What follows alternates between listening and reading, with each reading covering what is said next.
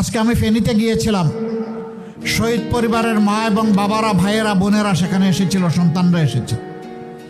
আমি তাদের প্রতি সহানুভূতি জ্ঞাপন করার এক পর্যায়ে একজন বয়স্কা মা হঠাৎ করে এসে আমাকে জড়ায় ধরছেন।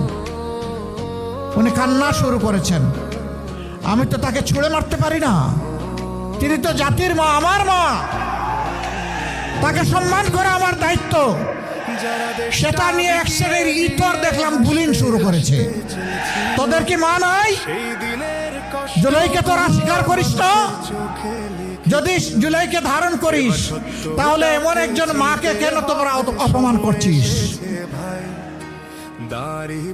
সম্মানিত বন্ধুগণ, আমি শুধু একটা কথা বলবো, আপনারা এটা ছেড়ে দেন। আপনারা ছেড়ে যদি না দেন, মনে রাখবেন আমরা আমাদের জীবনের চাইতে মায়েদের ইজ্জতের মর্যাদা অনেক বেশি বুঝি।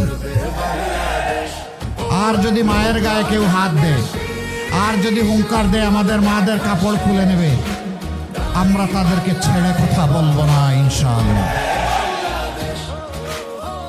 ওরকম পরিস্থিতি যেখানেই হবে, আমি যোদ্ধা লড়াকু যুবকদেরকে বলবো, তোমরা যারা বুকের রক্ত দিয়ে, বিশেষ করে এই 35 শহীদের কুমিল্লার যুবকদেরকে বলবো, তোমরা সেদিন যারা জীবনের মায়া ত্যাগ করে জাতির জন্য রাস্তায় নেমেছিল, আসো এরকম বেয়াদবি কেউ করলে মায়ের ইজ্জত রক্ষা করার জন্য আরেকবার তোমাদেরকে লড়তে হবে।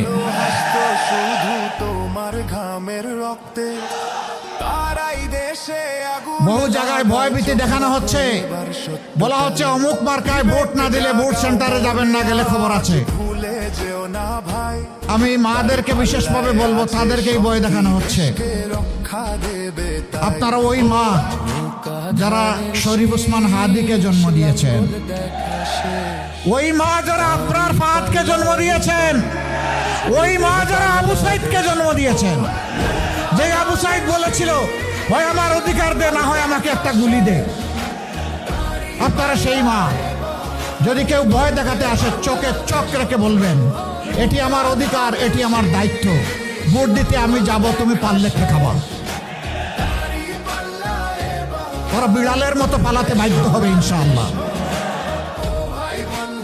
আমরা আছি, আমরা আছি, মায়েদের সাথে আছি।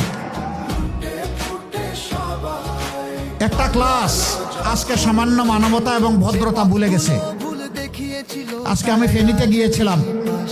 শহীদ পরিবারের মা এবং বাবারা, ভাইয়েরা, বোনেরা সেখানে এসেছিল, সন্তানরা এসেছে। আমি তাদের প্রতি সহানুভূতি জ্ঞাপন করার এক পর্যায়ে একজন বয়স্কা মা হঠাৎ করে এসে আমাকে জড়ায় ধরছে।